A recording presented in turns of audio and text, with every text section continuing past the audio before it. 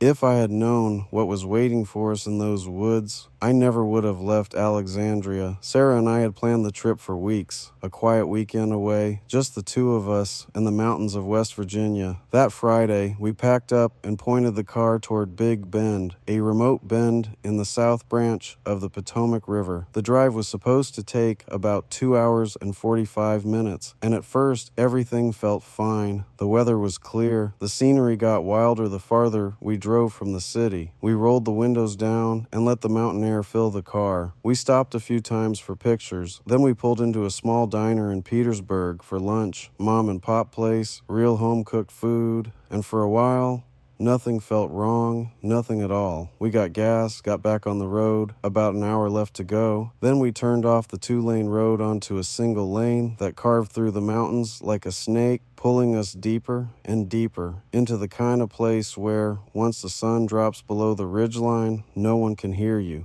"It is so beautiful down here," Sarah said as we neared the entrance to the Big Bend Campground. "There it is. We finally made it." We were both ready to get out and stretch. Found our spot, parked. It was about 4 in the afternoon, the sun already sinking low behind the trees. We unpacked, set up camp, and took a hike on the trail that loops around the campground along the river. Big Bend sits on a U-shaped bend in the Potomac. That's where the name comes from. Beautiful place, peaceful place. On the surface. When we got back to camp, we hung out by the fire, listened to music, watched the last light drain out of the sky. Then we killed the music and just sat there. That's when I noticed it. The other campers, the ones down the road, they were gone, packed up and left while we weren't paying attention, and now it was just us. This place is the middle of nowhere, no light pollution, no ambient noise, nothing but the dark pressing in from every direction. We looked at the stars for a while. Sarah said she was tired. I said we should sleep, wake up early, explore the area. We both fell asleep fast. Long drive, long day, but at 2 in the morning, Sarah's hand grabbed my arm. "Did you hear that?" "No, I was asleep. I didn't hear anything." There it is again. I told her it was probably an animal. I'd come to this area as a kid with my parents. I'd never seen or heard anything that didn't belong. "There's all kinds of wildlife here," I said. "It's okay, go back to sleep." She settled. The silence came back. Then, about 20 minutes later, it happened again. But this time, whatever I heard, I had never heard before. Something about it was wrong. The sound didn't belong to these woods. I grabbed the flashlight, unzipped the tent, and stepped out into the dark. I swept the light across the tree line in the direction I thought the sound came from. Nothing, just bark and shadow, so I turned the other way. The only light out here was my flashlight and whatever bled down from the sky. The moon was just a crescent, a thin, cold sliver. It barely lit anything. I turned a little more, and I saw something moving. I couldn't make it out, just a shape, a dark shape against the darker tree line.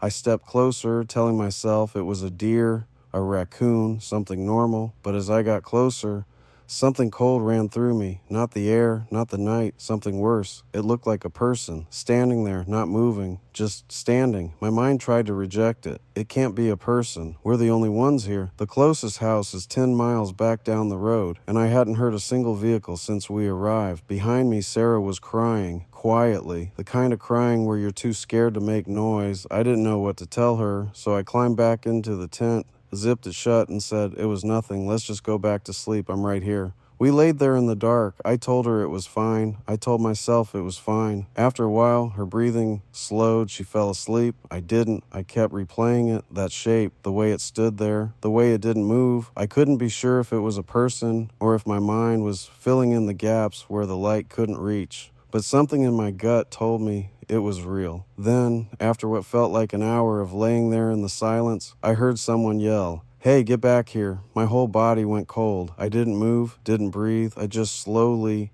unzipped the tent, just enough to peek out. No flashlight this time, no light at all. I needed to see without being seen. Then I heard footsteps, fast, moving through the leaves and the brush somewhere out in the dark.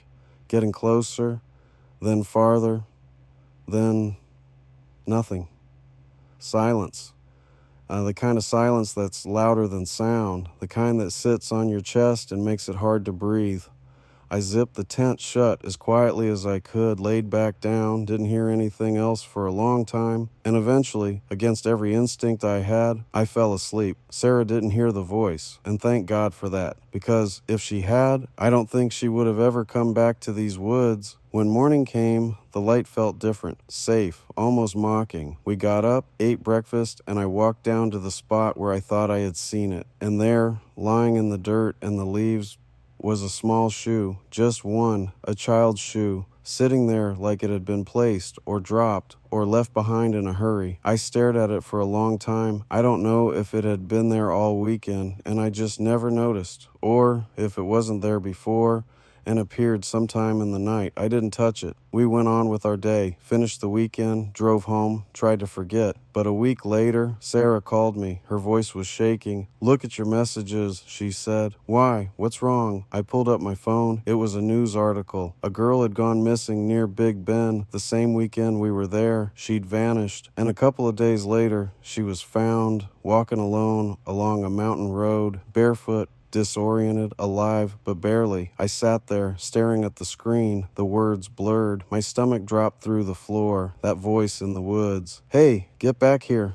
The footsteps, the shape standing in the dark. Was that her out there, running, trying to get away from someone? I'll never know for certain, but I know what I heard, and I know what I saw, and whatever was in those woods that night, I don't think it was meant to be found.